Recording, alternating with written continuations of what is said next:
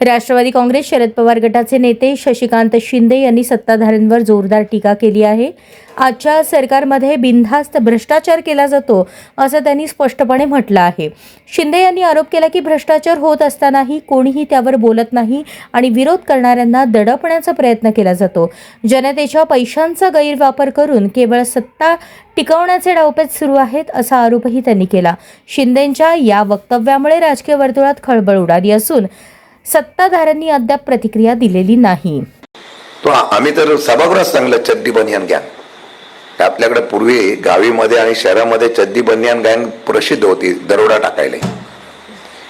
ही गँग आता नवीन सुरू झाली आहे। गरिबांना मारतात, त्या वेटरला मारतात आणि परत सांगतात नाही त्याने असं केलं म्हणून मारलं आणि रिपोर्ट आला जेवण चांगलं होतं।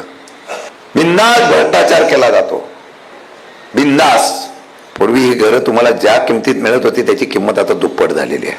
तर कारण माहिती आहे, जीएसटी।